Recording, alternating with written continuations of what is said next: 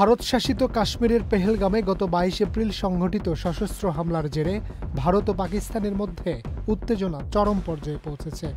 হামলায় 26 জন পর্যটক নিহত হওয়ার ঘটনায় ভারত পাকিস্তানকে দায়ী করে এবং এর প্রতিক্রিয়ায় গত মধ্যরাতে পাকিস্তানে অপারেশন সিন্দুর নামে বিমান হামলা চালায়।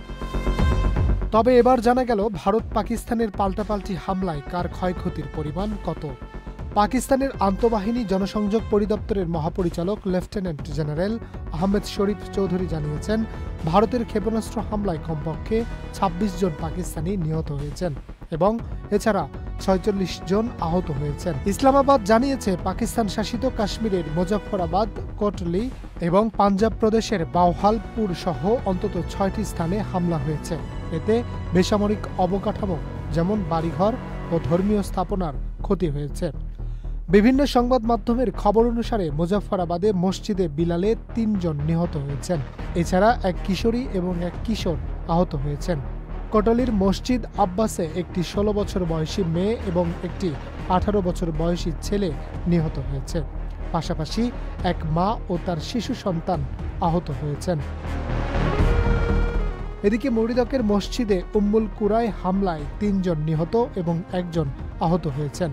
শিয়ালকোটের হামলায় কোনো ক্ষয়ক্ষতির খবর পাওয়া যায়নি।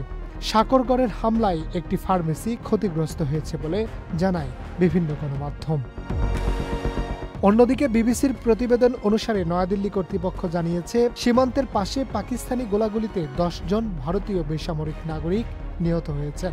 এছাড়াও ইসলামাবাদ দাবি করেছে, ভারতের হামলার সময় তারা 5টি যুদ্ধ বিমান, একটি হেলিকপ্টার এবং 4টি নজরদারি ড্রোন ধ্বংস করেছে। এছাড়াও কয়েকজন ভারতীয় সেনা নিহত হয়েছে বলে পাকিস্তানি সূত্র দাবি করছে। তবে ভারত আনুষ্ঠানিকভাবে ক্ষয়ক্ষতির কথা অস্বীকার করেছে।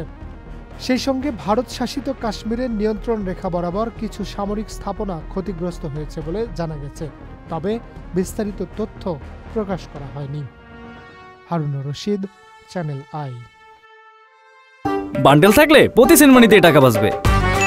বিকাশ সেনমানি বান্ডেল কিনে জিতুন প্রতি লেনদেনে।